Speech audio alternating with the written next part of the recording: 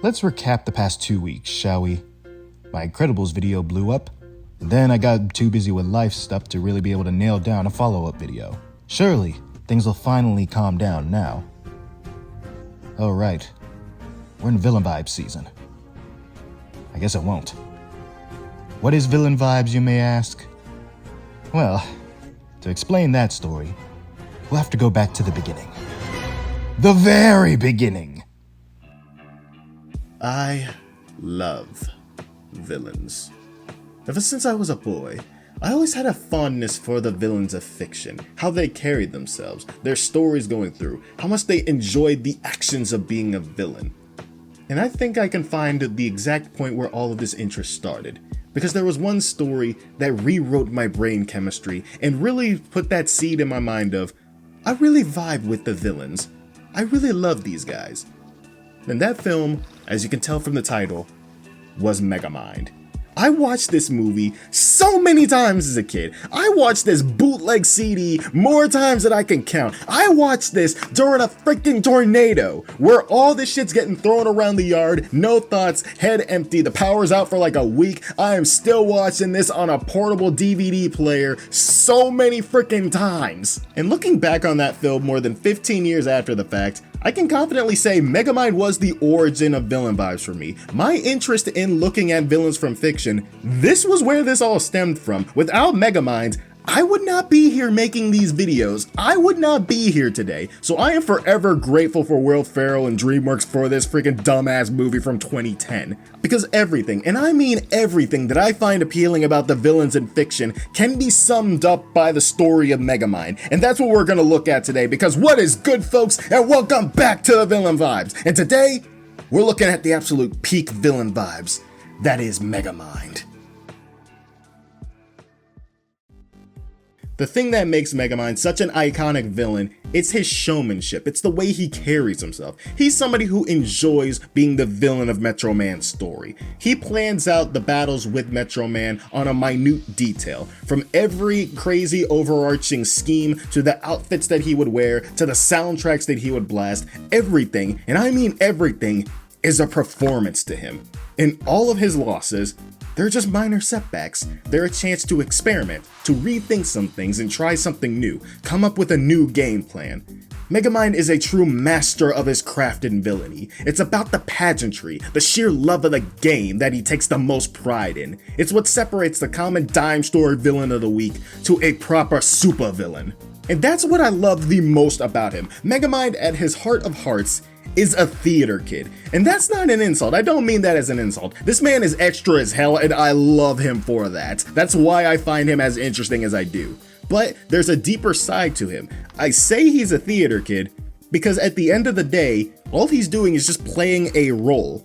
Megamind and Metro Man's entire dynamic is built on the roles that they have been playing. From the day that they were born, they were both instilled with the idea that they were destined for something, and we see the two alternate paths that they were both sent on. Metro Man had it easy. He got to grow up in a wealthy house, showered with attention and praise from everyone around him. His only duty was to those people, to protect them and uphold their ideals of justice and heroism. Megamind, in contrast, had to scratch and claw for everything that he's got. He grew up in a prison and was seen as a weirdo and a freak because of his giant blue head and heightened intelligence. The only thing that he was ever good at was playing a bad guy.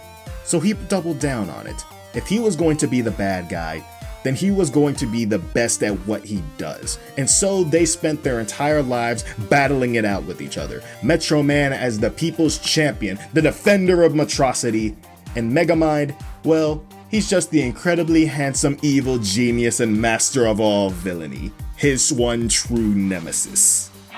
Over here, old friend. In case you haven't noticed, you've fallen right into my trap. You can't trap justice. It's an idea, a belief. Oh, but even the most heartfelt beliefs can be corroded over time. Justice is a non-corrosive metal. But metals can be melted by the heat of revenge. It's revenge, and it's best served cold. But it can easily be reheated by the microwave of evil. Well, I think your warranty is about to expire. Maybe I got an extended warranty. Warranties are invalid if you don't use the card for an intended purchase. But after years and years of playing these roles, Metro Man got tired. He wanted to do something else. This was the only life he had ever known, and it was one that he chose out of necessity. Heroism was just a job that he did because the people needed him to do it, not because he was passionate towards it. So he decided to fake his own death and move on with his life. This is a turning point that triggers Megamind's character shift, because hey, you won, you took over Metrocity, and now you can do whatever you want. But there's a problem. He doesn't know what he wants, because he never expected to actually win. This was what his life as a villain was leading up towards, but he's not happy, he's not fulfilled, because he didn't expect to actually get this far, and now he doesn't know what to do with himself. Oh, I know. Funny. Oh, I know. It's funny. Always thirsty, but never satisfied. I understand you, little well-dressed bird. Purposeless. Emptiness. It's a vacuum, isn't it? It's... What is your vacuum like? Hey, not now, minion. I'm in a heated, existential discussion with this dead-eyed plastic desk toy. And the only times we ever see this man genuinely happy again is either when he's training Titan, don't worry, we'll get to there, or more importantly, when he's spending time with Roxanne Ritchie. His time with Roxanne genuinely helped fill the void in his soul, not solely because of her, but because of the choices that he made to be good for her. He cleans up the city, returns all the paintings he stole, all because it makes her happy and that makes him feel good. He acts like a villain, but underneath all the black costumes and the eyeliner, he's not a bad person. And yes, he has been lying to Roxanne about his true identity throughout this whole thing. But underneath all of that, underneath all of the villainy, underneath the black outfits and the eyeliner, he's not really all that bad of a person. He does genuinely care about her. In fact, the only person that he has harmed was Bernard during this entire takeover of Metrocity. That has been the only person that he's harmed, and even then, not so much harmed. It's this time that he's spending with Roxanne, slowly becoming a better person, does he start thinking, maybe doing good for people is my purpose. This does make me feel good. Maybe this is what I'm supposed to be doing. But of course, everything kind of falls apart. His lies eventually stack on top of each other, and he eventually relapses and goes back to his old ways, just wanting to feel the rush of a superhero battle one last time. He doubles down on his worst tendencies because he's the villain. This is the role that he's played. He's lied to Roxanne. He's lost everybody. So he's just going to double down. Megamind's entire dynamic with Titan is very interesting because from the onset, it was never about Hal Stewart. He never considered the consequences of giving phenomenal ungodly power to somebody who is not worthy of it. It was just about fulfilling Megamind's need to give himself a purpose. In his mind, a hero gives his life meaning. He does not know who he is if he's not playing the villain. And what is a villain without a hero? Which only feeds into Hal's ego. In hyping up a hero and creating this hero, he gave a narcissistic incel power and validation that he can do whatever the hell he wants, which goes about as well as you would expect it to go. Titan is everything that Megamind isn't. He does not care about anything but himself. Megamind's actions were selfish, yes, but it's all because he is having this internal crisis. Unlike Hal, because every bad thing that he has done has been for himself. The entire reason he wanted to be a hero in the first place was because he expected, okay, I'll get the girl after this, because that's what a hero does. Man does not care about saving people or doing the right thing. He only thinks about what he can get out of it. And unlike Megamind, who was nurtured into this life of playing a villain, Hal was always like this. He was somebody who expected everything in life because he was a nice guy. He expected to get the girl because he was nice to her. And now he has the power that validates his entitlement. Now he can take whatever he wants. And wanting to relive his past glories, Megamind ended up creating a monster. One that he initially doesn't even own up to and take responsibility to try and stop. Because in his mind, he's still just the bad guy. He doesn't save the day. He doesn't get to save the girl. All he does is lose. That's a mentality that's been instilled in Megamind ever since he was a boy. He was raised in a prison and taught what was right and wrong from prisoners. In his time in school, his attempts to impress his students only made him even more of an outcast. So he just doubled down. If society is going to reject me, okay, then I guess that's just what I am now. I'm the reject. I'm the bad guy.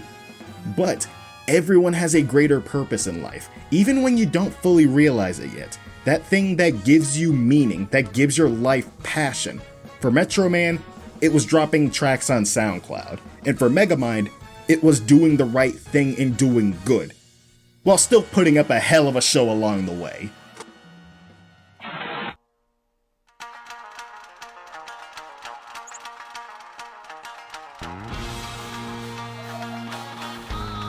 You dare challenge Megamind? This town isn't big enough for 2 supervillains. Oh, you're a villain, alright. Just not a super one. Yeah? What's the difference? Presentation! The appeal of Megamind to me has always been the story and portrayal of this villain turned hero. Megamind is somebody who puts everything into what he does. Being good or bad, he always puts full effort into it and looks like he's having a hell of a time while doing it. It's the same appeal that I have for Disney Evil. These people who just give everything into their performances and just chew up that scenery because they enjoy the roles that they're playing. They have no regrets over what they do. They have no qualms about what they do. They are just here to have a hell of a time. But they're able to give him depth as a villain to explain how he became the way he is and give him enough sympathetic qualities to the point where we're rooting for him to do the right thing. He was always destined for great things. It just took him a while to see that in himself. I hope y'all enjoyed the video today, folks, and if you did, be sure to hit that like button, hit that sub button down below to stay notified on my stuff, and hit me up in the comments below and let me know what other villains y'all would like to see me have here on the show. And hell, what was the villain from your childhood that really piqued your interest growing up? I would really like to know down below. But for now, I must bid you all adieu, so goodbye, mwah! Good night, Sage out.